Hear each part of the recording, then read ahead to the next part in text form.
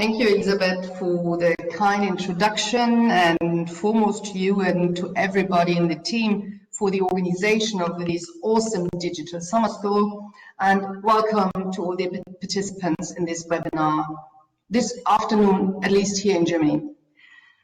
The number of registrations proves how important and asked for this conference and this topic is. I'm honored to have been accepted among such esteemed speakers, and on the conference website it says SustainMV features world-renowned sustainability experts. Well, I am certainly flattered, but not sure whether I meet the expectation. However, I might know a thing or two about nursing and nursing history. Therefore, this webinar will be about sustainability in nursing, why it has become a topic of interest recently, about historical dressing material, about the benefits and problems of using sphagnum moss in medicine and nursing, and about a pharmacy in Neu-Strelitz, a tiny former seat of ducal power in Mecklenburg-Vorpommern. What we are going to talk about during this about 1 hour. First, I would like to give you an idea of why sustainability is an important topic in nursing in general. We will then talk about sphagnum moss as a historical dressing material and what it has to do with aforementioned duchy. After that, I will raise a few questions about the implications of rediscovering sustainable materials in nursing. If you have any questions, please write them in the chat and I will answer them either during my presentation or collectively following my paper in the discussion round. First, I would like to use the chat to answer, that you may answer a question yourselves. What do you think? How many percent of greenhouse gas emissions in Germany are related to its health sector? So how many percent of greenhouse gas emissions in Germany are related to its health sector? Do you have any ideas? You may just guess. Or if you prefer, you may use your micro and answer by micro. There are now 10%, that's Lisa's guess. Ruta says about 8, Ekaterina 30, Christian about 15. You're pretty good.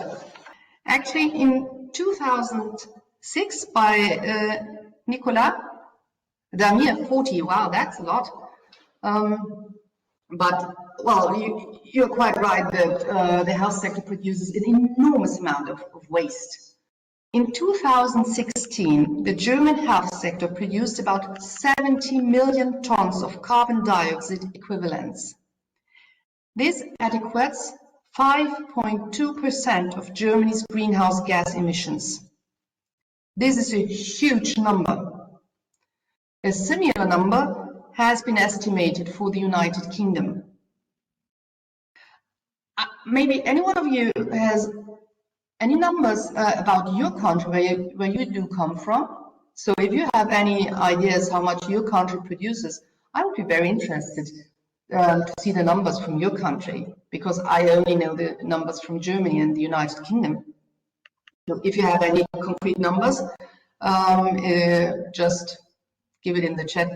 Zero says, Nicolas, well, as long as you have a health sector, I would doubt it, because, as I said, there is always waste and products have to be produced. And as we'll see, lots of the products we use today are not sustainable. Well, it is no wonder, having these numbers in your head, that sustainability has become a topic of interest for hospitals and retirement homes, and also of nurse institutions like nurses associations. On 4th of August this year, Megan Ford published a paper in British journal Nursing Times. According to this paper, the amount of clinical waste has risen noticeably during the COVID-19 pandemic, due to the necessary use of personal protection equipment, PPE, like masks. This does not include the waste we are producing by testing on SARS-CoV-2. Today I had to test my children and myself again. They are in school, I am in education, so we have to test twice a week. This is the plastic waste of 3 tests, not including the clinical waste like swabs, tubes and strips. These were just 3 tests in a family of 6. We separate waste quite thoroughly in Germany, but most of this will be burnt or transported to some newly industrializing country where it will probably end in the ocean. One of my sisters, she's an avid diver, and she meets quite a lot of the waste we produce, for example, in our bathrooms, let's say in the Red Sea. So let's see where we will find the plastic wrapping of the test stripes of our COVID-19 tests. Because of the backlog of elective procedures and the restarting National Health Service, NHS, a further rise in waste disposal is expected in the UK. I'm going to quote Rose Gallagher, a professional lead for infection prevention and control at the Royal College of Nursing, from her interview with the Nursing Times. Quote, "Whenever we deliver care, undertake procedures, there's always waste. So the busier the NHS is, the more it consumes, the more it produces. However, the pandemic had really highlighted some of the challenges around climate change and sustainability because of the focus on PPE, noted Ms. Gallagher. Nurses had become very acutely aware of how much waste was being produced," she said. While they accept that it is absolutely necessary for the protection of staff, they were able to really see the consequences of the amount of waste that we can produce in health and care. It's been something that has certainly galvanized conversations among nurses around how we can work differently, not just now, but after the pandemic, end quote. Already in 2020, the NHS launched the For a Greener NHS campaign. Ms. Gallagher pointed out to the Nursing Times how important it is to act now. Quote, "This moment in time is really a stocktake," she told Nursing Times. "We are looking at what needs to be done and how fast we need to take action. Part of our role is around the physical delivery of care, but actually the role of nurses is much wider than that," she said. "It is inherent in our nature to want health and well-being, and climate change will impact on all our health and well-being. It is about having a sustainable workforce, because we have a healthy workforce, and that we have a healthy workforce that can deliver care and is not inhibited by floods, and we are able to care for our patients that are affected by climate change," end quote. Nurses in Germany who participate in a project called Click Green to reduce emissions in German hospitals and rehabilitation facilities report that as heat waves occur more frequently than they used to do, they observe that patients sweat more than they used to do years ago and need to be washed more frequently. They need more fluids and more support to drink. If patients, and nurses I may add, are dehydrated, this might lead to fatigue, vertigo, nervousness, dementia symptoms, and a huge number of associated nursing problems. In addition, the heat waves of recent summers were an enormous physical loading, particularly for those nurses who have to work in PPE permanently. The Click Green project managers further expect that climate protection measures may reduce energy costs up to 10%.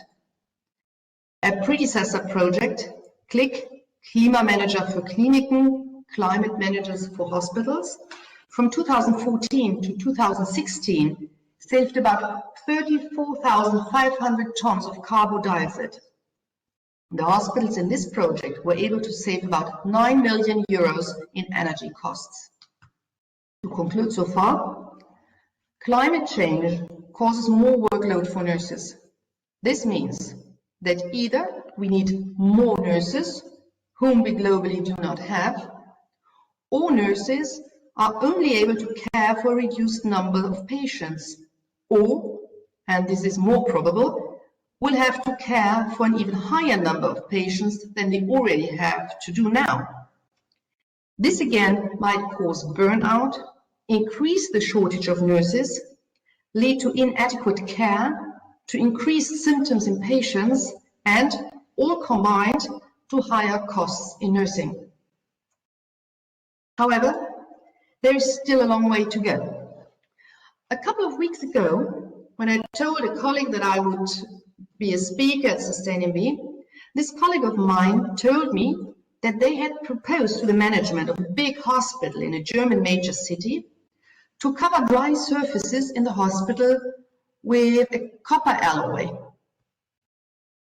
About 10 years ago, a study at the University of Southampton had proved that copper surfaces in ICU rooms, quote, resulted in a 40.4% reduction in the risk of acquiring a hospital infection, end quote.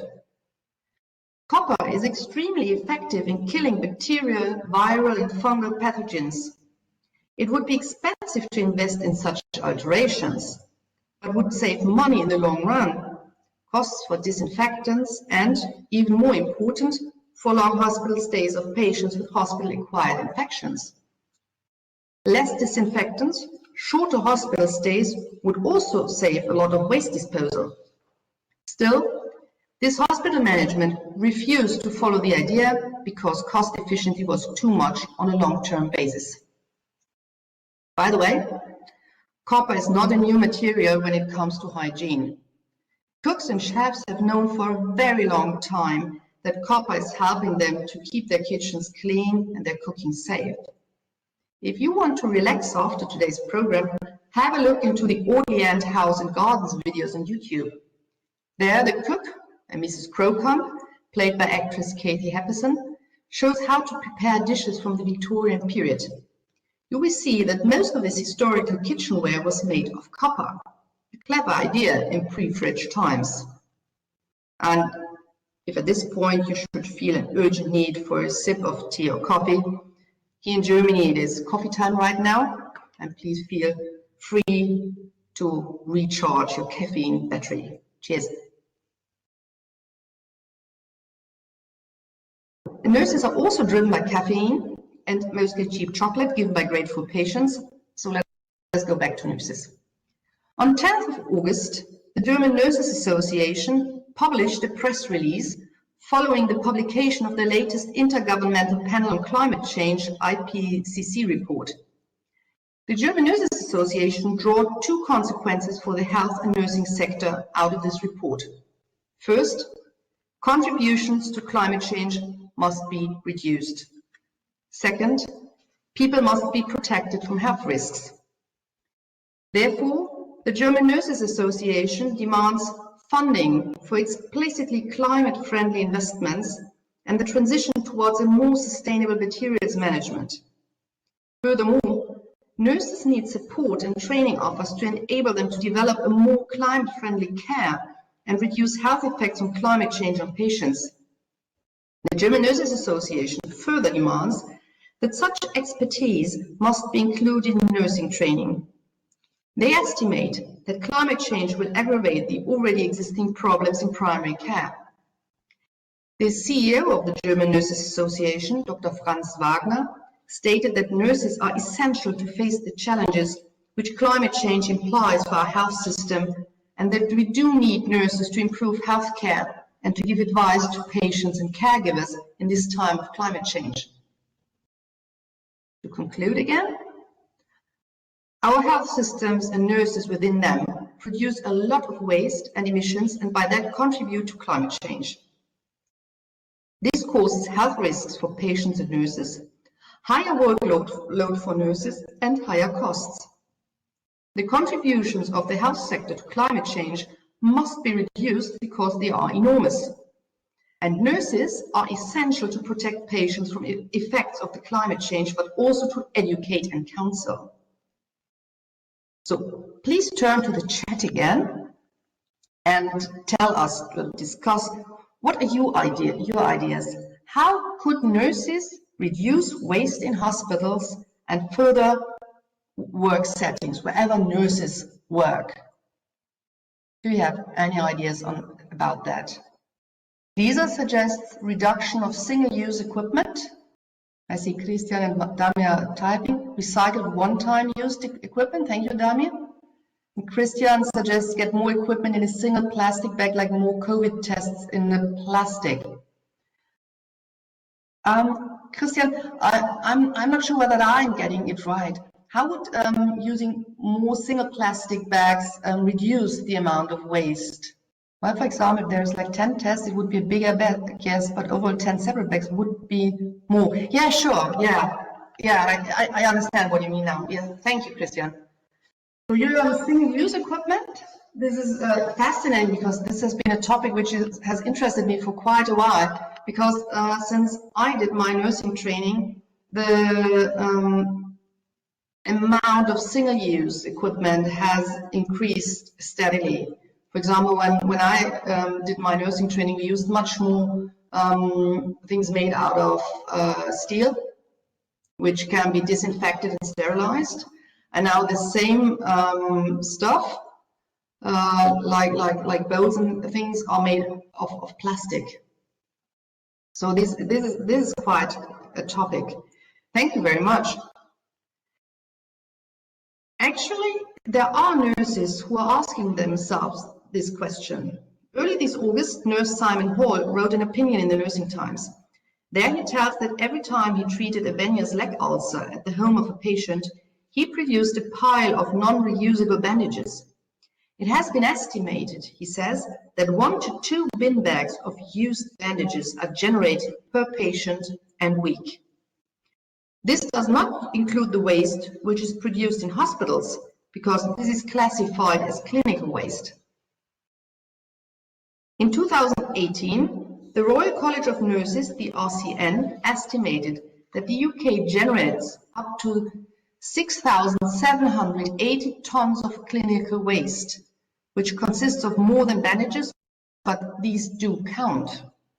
Therefore, Simon Hall suggests changing the way we treat, for example, venous leg ulcers.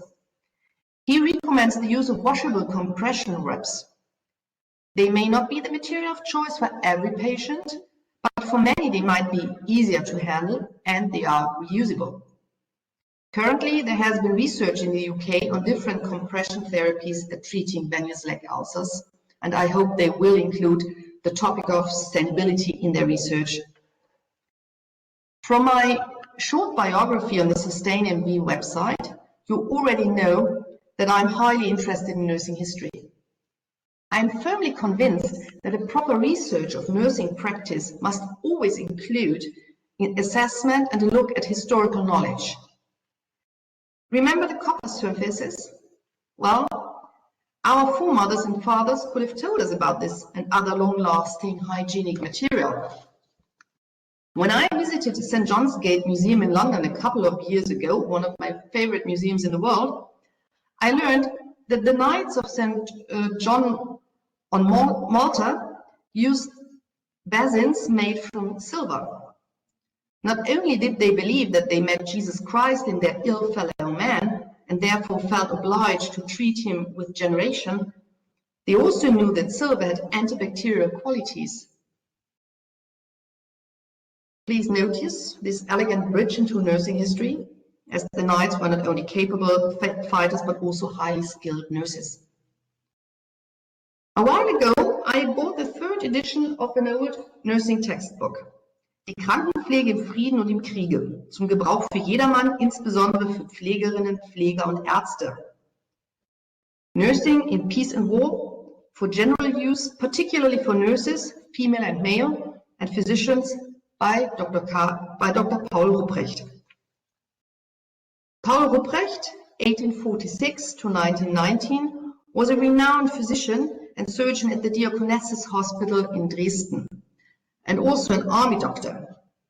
His nursing textbook was published in many editions, at least until World War I. I was just flipping through the book when a footnote caught my attention. In a chapter about bandaging material, the footnote told that Moospappe, mossboard, could be ordered at Apothecary Beckström, Apothecary Mr. Beckström in Neu-Strelitz, Mecklenburg. So, what is mossboard? Who was Mr. Beckström? And where is Neu-Strelitz located for those of you who are not from Mecklenburg-Vorpommern? I will answer backwards. Neu-Strelitz is a town in the Mecklenburg Lake District in northeastern Germany, about 1 hour by train from Berlin and about 30 minutes from Neubrandenburg, where I live and work. In 1701, the Duchy of Mecklenburg-Strelitz was established. After the original principal's seat in Strelitz burned down in 1712, the ducal family resided in their hunting lodge around which the new capital Neu-Strelitz started to evolve. Today, Neu-Strelitz isn't a capital anymore, as the state of Mecklenburg-Strelitz ceased to exist in 1933. About 20,100 people live there, and many tourists come to visit the Baroque architecture of the town and the beautiful landscape around it. Many woods and lakes, which is again relevant for the material Mr. Beckström used to sell in the late 19th century. What did he sell? And I'd never heard of mossboard before. In the nursing textbook by Dr. Ruprecht, it says, quote, "You may collect sphagnum moss. You may collect sphagnum moss, a very cheap and very useful bandaging material, in the woods and disinfect it by steam or bathing it in 2 to 2,000 sublimate water," which I guess means distilled water, but I'm not sure about that. "Afterwards, it is manufactured between 2 sheets of gauze into so-called bandage pads. Very nice bandage pads may be made from so-called mossboard. This forms plates of 2 to 3 millimeters and consists of pressed moss. From this, you cut arbitrarily large pieces, draw them through a vessel with sterilized or 1 to 2,000 sublimate water, lay them on a clean surface, best on a glass plate, between 2 sheets of gauze and wait for a couple of hours. Thereupon, the thin board has macerated into a thick, consistent turf, around which one fixes the gauze with a few stitches. By these means, effortlessly, in a way spontaneous pad may be, well dried, stored in a glass-lined box for a long time. These moss pads are best used in a half-dry condition after sterilization in steam for half an hour." End quote. So in the 19th century, nurses dried moss and stew it into gauze to make bandage pads, and the material came right from my neighborhood. That intrigued me, and I started to ask further. For example, who was the person who sold this material I had never heard of before, all over the German Empire? In the address book of Neu-Strelitz from 1894-1895, Georg Beckström is listed as an apothecary manufacturer of surgical bandaging material from moss. Georg Karl Julius Beckström was born on July 17 in 1849 in Neu-Strelitz, the son of a barkeeper and descending from a family of craftsmen who had lived in Mecklenburg for centuries. He was married to Marie Beckström and they had 5 children. In the 1890s, it was well known that in the surgical community that sphagnum moss could be ordered at Beckström's, 100 kilos being priced at 70 to 100 marks, which would be around 460 to 660 euros today. Given that the average annual income of a worker in the German Empire was around 665 marks in 1895, there was money to make in moss. Sadly, Marie Beckström died in an asylum in 1904. Shortly after that, Georg Beckström disappears from the address books. When his son Günther married in 1908, Günther announced in the bands that his father lived in Berlin. Despite the fact that Georg Beckström seems to have been a successful manufacturer and merchant, There are hardly any traces left, which might tell us more about his work and the moss board he sold. I did find a footnote in a medical paper about sphagnum moss bandages from the Dutch East Indies, published in 1893.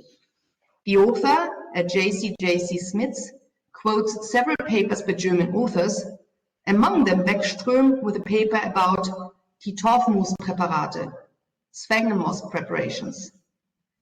Regrettably, Mr. Smits did not give us information where Beckström published his paper, and I was unable to find it. However, Smits quoted another author, a Mr. Marwede. I found out that Moritz Marwede, who was born on August 25 in 1851 in Bremen and died on April 7, 1932 in Hanover, asked the city council of Neustadt am Rübenberge in Lower Saxony in 1882 for permission to build a factory for peat litter. In the 1880s, the range of products changed towards sphagnum moss. Sphagnum moss products like bandage moss, moss pads, and sanitary pads made from sphagnum moss. Later, Moritz Marwede invented the moss insole, which was produced and sold by the company until 1991. His grandson, Rüdiger Marwede, passed down how his grandfather maybe discovered the capability of sphagnum moss for hemostasis. Quote, my grandfather, Moritz Marwede, together with a friend, went to the dead moor between Neustadt and Lake Steinhude for peat cutting. In doing so, the friend injured himself considerably with a peat spade. As no bandages were at hand, they drew sphagnum moss from the peat, pressed out the water, put it on the bleeding wound as a bandage pad, and wrapped it with a bandage from a torn shirt. In those days, it lasted a long time to reach a physician, because around 1880 you did not know of mobiles in the moor, no ambulance or emergency doctor. Because the wound did not become infected, the moss was analyzed and they found out that it was antiseptic. By this, the idea was born to use moss as bandage material. He bought moss in huge quantities, had it cleaned from all kinds of leaves and heather by hand. Because moss absorbs moisture and smell eagerly, he at first sold it simply to infirmaries, today's psychiatric hospitals, where they used it as underpacking in beds. Experiments with moss showed that they were able to use it in plates without any binders.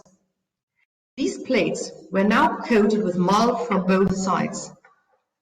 Moss compresses were also used as bandages in wound treatment at horse clinics. End quote. In 1889, Marwede sold 1 kilo of moss for 0.9 mark, which would be about 6 euros today. As the range of products grew, the factory needed more and more moss. The moss was not cut in the local moors anymore, but came by train from East Prussia. The need was so enormous that the factory got its own train station. After World War I, moss insoles became the main product of the Marwede company. The company stayed in the family until the late 20th century, when it closed. I have to admit that I was ready to dismiss the story of grandfather Marwede, the accident in the peat and the discovery of sphagnum moss as a bandaging material as family lore. Then I found the PhD thesis of Karl Hoffmeier from 1889 über Verbandstoffe und ihre Verwendbarkeit zu Dauerverbänden, about bandages and their usability for permanent dressing. There I found a reference to Gustav Adolf Neuber, 1850 to 1932, the surgeon who introduced asepsis to surgery. In a paper for the German Society of Clinical Surgery, Neuber told in 1882 how he had discovered that sphagnum moss was an astonishing material.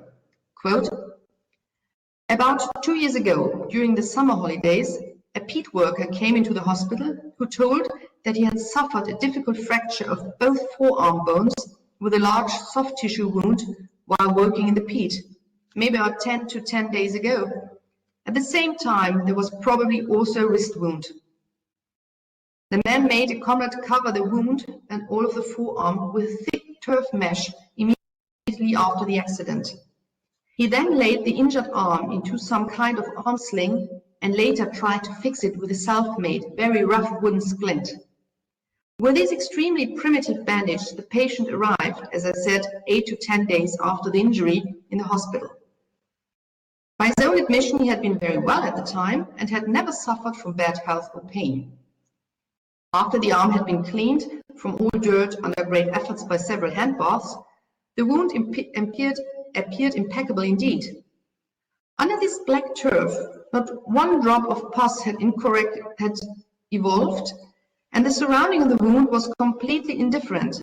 The latter had healed in parts primarily on its own, in parts it was covered with nice granulation tissue. After correction of the slightly incorrect position, I applied an antiseptic bandage by which completely healing happened." End quote. Neuber started to experiment with moss turf from the region around the town of Uetersen in Schleswig-Holstein.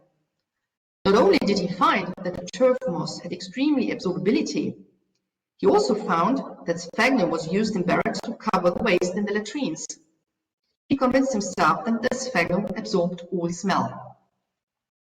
In the following months, his team developed sphagnum pads. The small ones were soaked in iodoform to increase the aseptic capability of the sphagnum, but bigger pads were sphagnum only. He describes the treatment as follows. After disinfecting the wound, if necessary, with the zinc chloride or iodoform, the wound was cleaned with carbolic water. Afterwards, absorbable drains were laid or skin holes cut before the wound was sutured with catgut. He then put a small sphagnum pad soaked with iodoform on the wound and a bigger one on top, which was moistened with carbolic water. Both pads were fixed with gauze or sodium silicate. I guess this worked like a plaster cast, but I have to admit I'm not sure. When Neuber wrote his paper, he had treated 55 wounds in 53 patients, among them 5 amputations, 12 extractions of ulcers and 5 abscesses. Keep in mind that these surgeries took place long before the discovery of antibiotics. According to Neuber, all patients not only survived but also showed excellent healing, 31 patients even without developing any fever. The sphagnum moss remained on the wound for 20 days, after which most of it had healed. According to Neuber, the sphagnum bandage was 8 times less expensive than the bandages they used to use before. Neuber was a thorough researcher. Therefore, he asked renowned bacteriologist Georg Theodor August Gafke, born February 17 in 1850 in Hanover and died September 23 in 1918 in the same place, to analyze the antiseptic or disinfecting capabilities of sphagnum moss. They thought that maybe the moss itself had such qualities, given the fact that bog bodies had been found extraordinarily well preserved. What they did know already was that the moss did not cause infections. Neuber had transplanted sphagnum under the skin, into muscle tissue, and into the peritoneal cavity of bunnies and guinea pigs. None suffered from purulent infections, and they still lived months after surgery. So what was it that caused such good healing? Gafke sterilized the sphagnum by putting it in steam for 30 minutes. By this, he wanted to eliminate any bacteria or mold spores in the material, which might falsify the results. He then put the sterilized sphagnum into sterilized glasses with blood serum from mutton and steer and kept the vials at 36 degrees Celsius. He ran one test series with a mix of bacteria, one with spores from garden soil, and one with anthrax spores, Bacillus anthracis, Micrococcus tetragenus, which might cause peritonitis, and with cultivated bacteria which were known to cause sepsis. Please keep in mind that these experiments were carried out in an era without proper PPE. Those researchers did live a dangerous life. In this third series, Gafke injected the cultivated spores and bacteria into mice. All mice died, mostly within 24 hours, after a few days.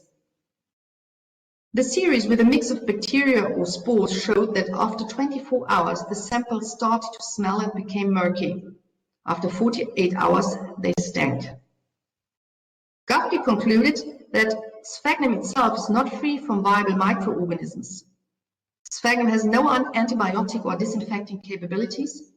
It has not completely antiseptic capabilities, and it might reduce the speed by which microorganisms evolve in wounds, though. That was a bit of a setback. Still, Gafke wrote that the results in Neuber's hospital were positive indeed. He attributed the success of Sphagnum to its absorbency and elasticity, by which it was superior to other bandaging materials.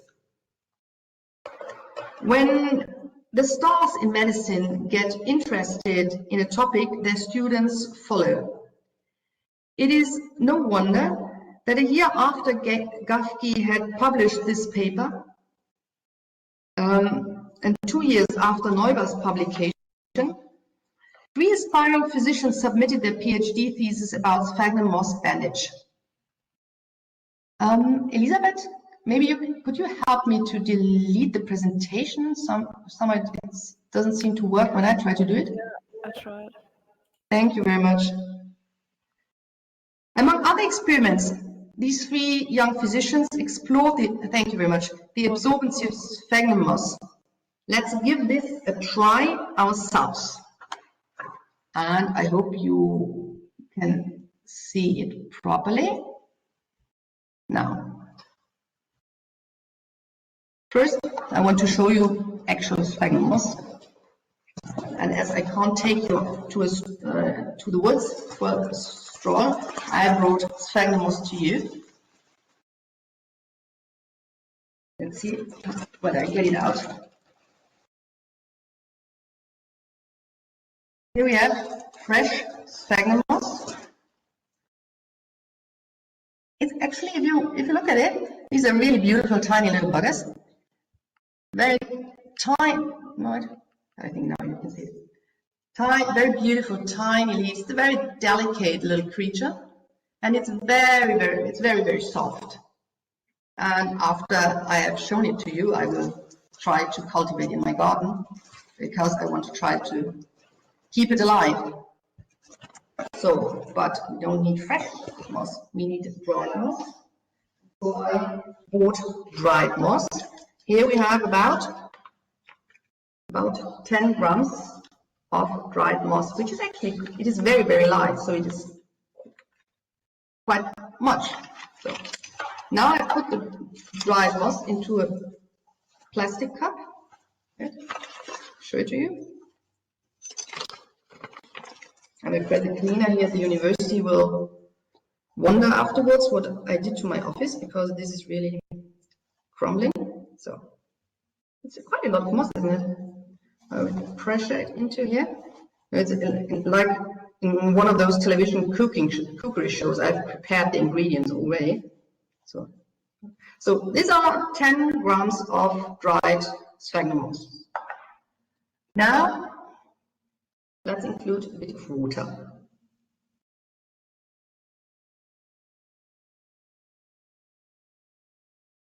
So this should be about something about 50 milliliters. And now I'm just squashing the moss in the water. You see it's getting smaller. And now, when I get it out, the water is completely gone, and it's still crumbly. Give it more water.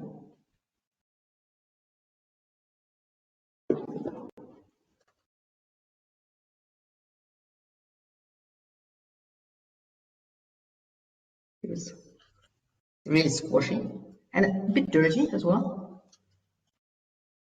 But actually, that's the fun part about it. So it really feels like something you could use in your kitchen for doing your dishes.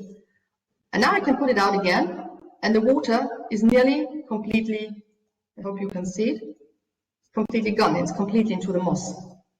And this is 10 times the weight of the moss itself, completely here, now absorbed.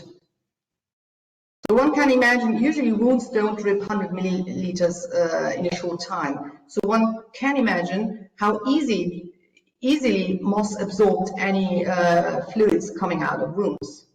So 10 grams of moss and 100 milliliter of water. By the way, the smell is quite nice. I have a bit of forest feeling now in my office.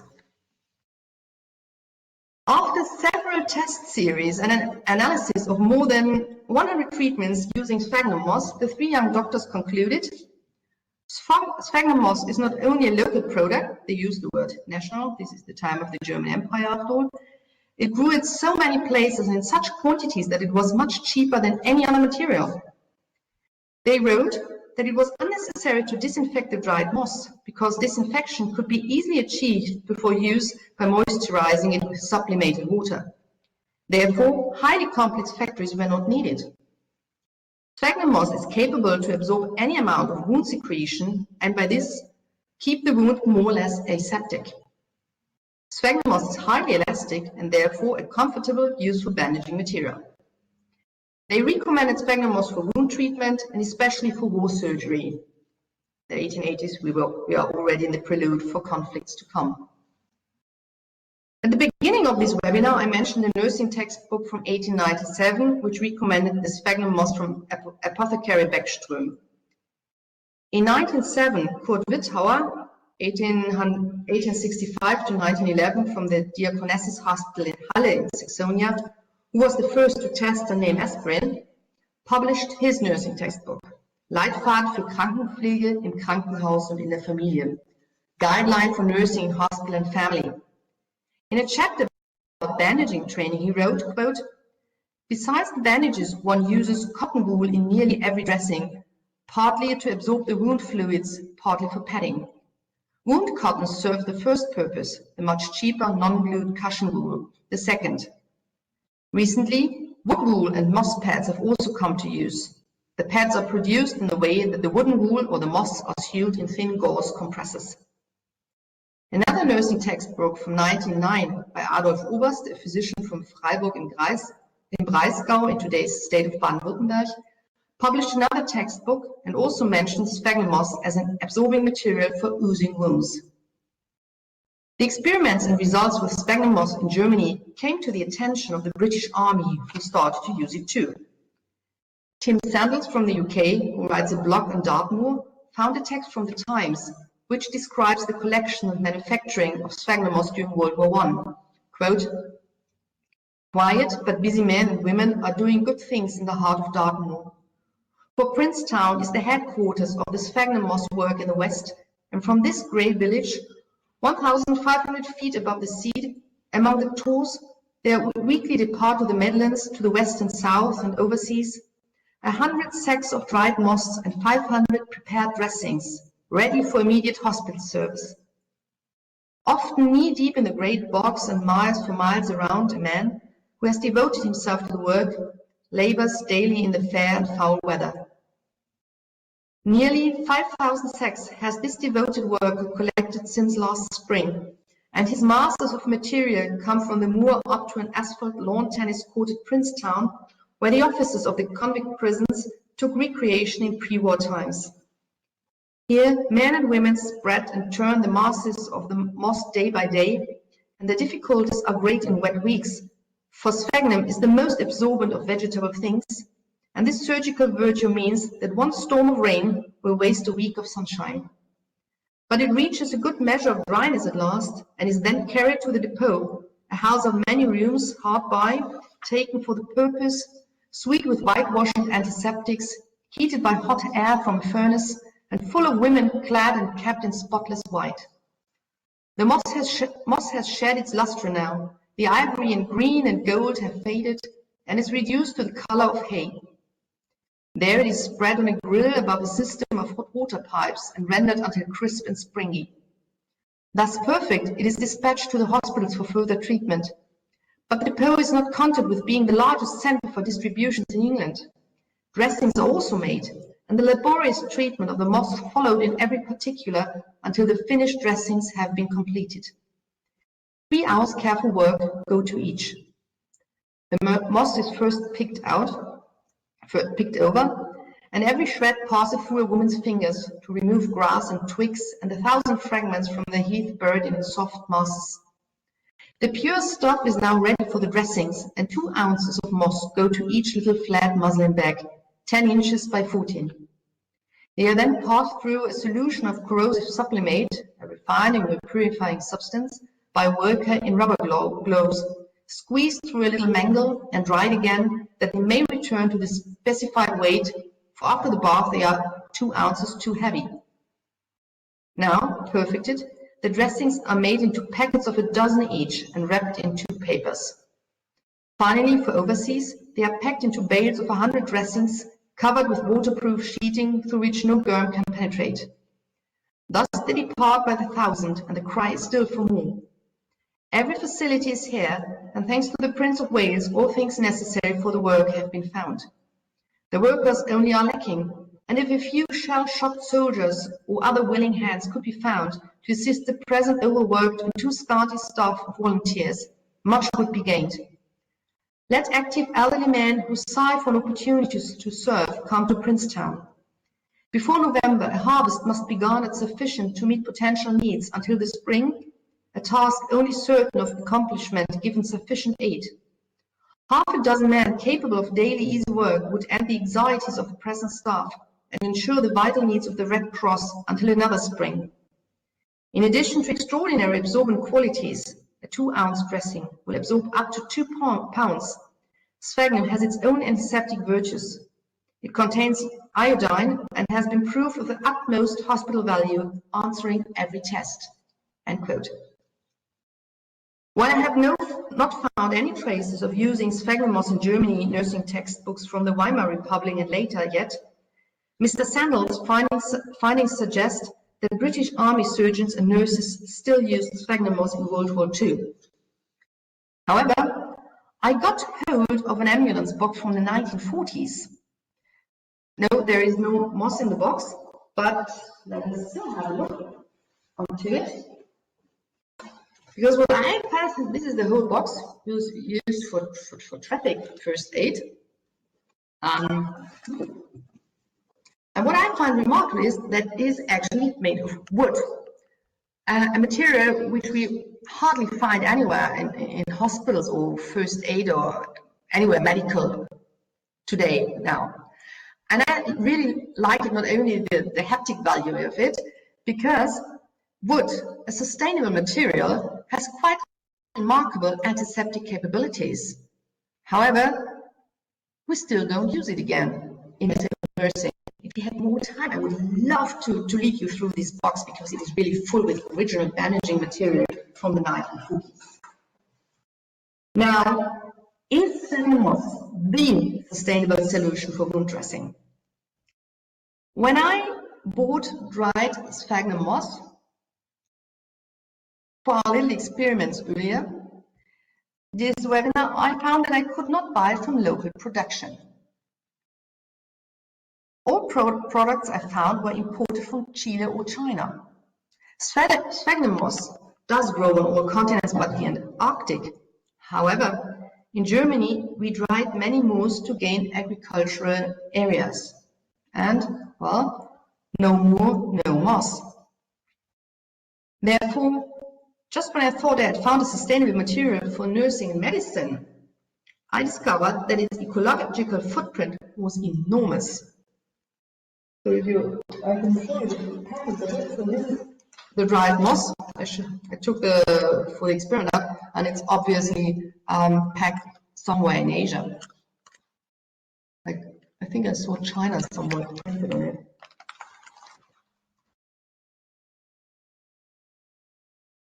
Plus, if you want to use it in today's health sector, you would need huge amounts of moss. I had a look into the situation of sphagnum moss in Mecklenburg-Vorpommern. Some subspecies have become extinct, many are at least endangered, and all are listed among the protected species of Mecklenburg-Vorpommern.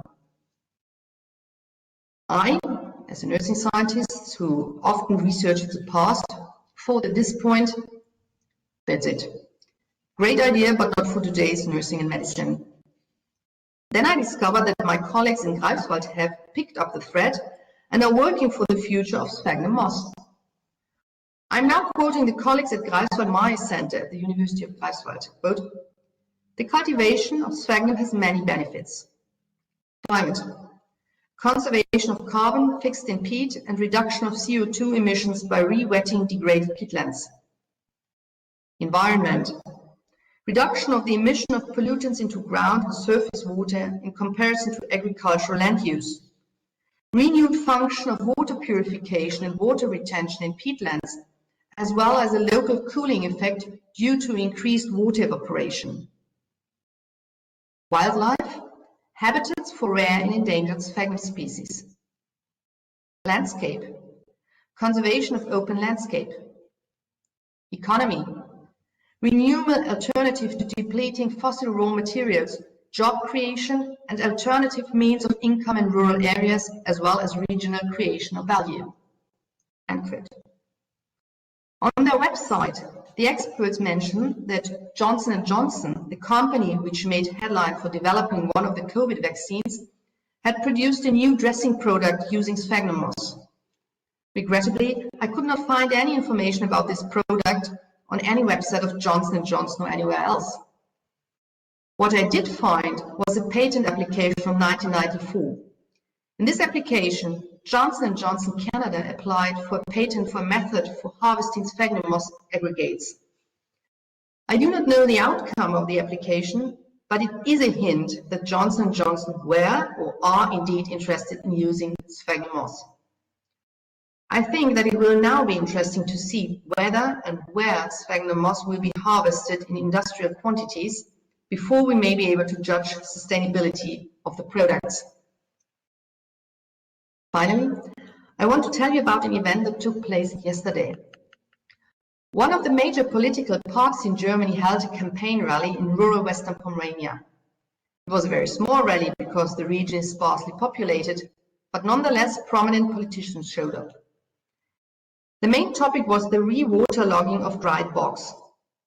Greifswald-based Moor protection organization Moor Bündnis, Moor Alliance, complained on Twitter that the politicians had fanned fear of dead woods, wet basements and land alienation for the sake of environmental protection.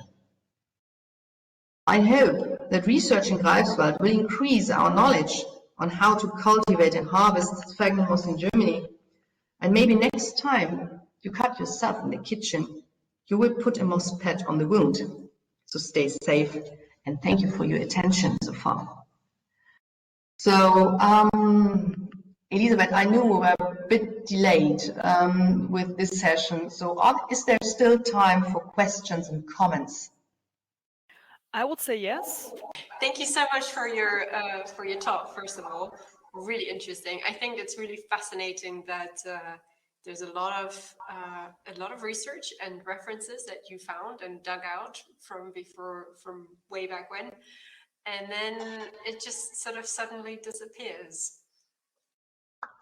Yeah, yes. It just goes into nothing. I think that's really fascinating how there were obviously quite some efforts with PhD research and with research into how it worked exactly, and that it works really well, and that there was production and import, and then all of a sudden it just disappears. That's really interesting, I think. Yeah, it must have been really a huge drop in demand, because the Marvede company really focused on these insoles. This insole, the stuff you put into your shoes to keep warm and dry, must have been quite a hit. I mean, they sold it by the thousands. But moss as really as a bandaging material really disappears. For a while, it was also used, for example, in sanitary pads, because as I showed you here in my cup, well, it's really completely absorbed by now, the water. It really soaks fluids. So, and I found an old advertisement that it is really interesting for sanitary pads, because the woman can simply, well, put it into the fire afterwards, and it is cheap. And I mean,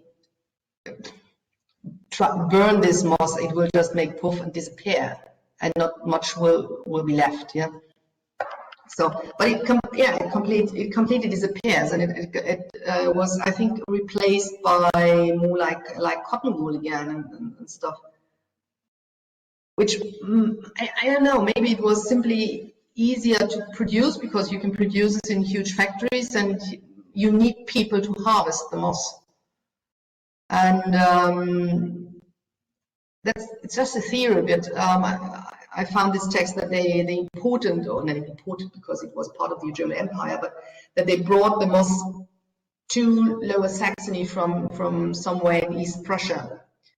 And at least after this became quite difficult after the World Wars. So maybe the supply dropped, I don't know, and in the GDR, lots of mires and bogs were dried to get agricultural areas. And now it's really, Johnson & Johnson must have done research, but it is not known. I talked to a wound manager a couple of weeks ago, and he's an expert on wound treatment. And he said he had never heard of moss as bandaging material. Completely disappeared from the radar. Yeah, I think that's really interesting, really fascinating. I did also have a question, which we may or may not have time for, but going back to sort of the beginning and talking about reducing waste in hospitals and sort of clinical settings. I think from sort of personal experience, that was really interesting. I was in the ER recently. He handed me these tweezers that were made from plastic in a wrapper, and it literally was like a 10-second procedure, if you like. And then he's just like, yeah, and then they go in the bin. And what happened? What is the reason that we use? Why is there so much single-use stuff in the hospital now? Is it cheaper? Is it convenience? What happened? Where did the shift come from? Yeah, it's a lot of stuff. You get single-use scissors and scalpels and everything. And when I did my nursing trainings, there were nurses who were specialized in sterilizing all the surgical instruments. It was quite a mysterious place, the Steri. So there were rumors about pizza baked in the sterilization devices. So, but anyway, I do think, but I'm not a hospital manager, that it is indeed cheaper to use single-use plastic material than running a sterilization unit, because staff, woman power is costly. And so I guess it is indeed cheaper. I would not bet on it that it is more hygienic, because it comes out sterile, usually. Still there is plastic, because you have to wrap the stuff and vacuum it afterwards, but it is considerably less, yes. Indeed. But as I told you about the copper surfaces, there have been studies proving that copper really reduces the risk of infections, which again reduce the costs and stuff and waste. But first you have to think out of the box, and then you have to invest, and you don't know exactly when you will get that investment back. Well, one could argue that the point of the health sector should not be making a profit, but to get people healthy. But then we would go into a rather revolutionary direction and criticizing capitalism. Yeah, let's not go into that discussion just now. Just now, maybe if I may call it to a close here. But thank you so much for being here. Thank you so much for being very active on Twitter with us. It's been very fun to watch. Thank you for having me.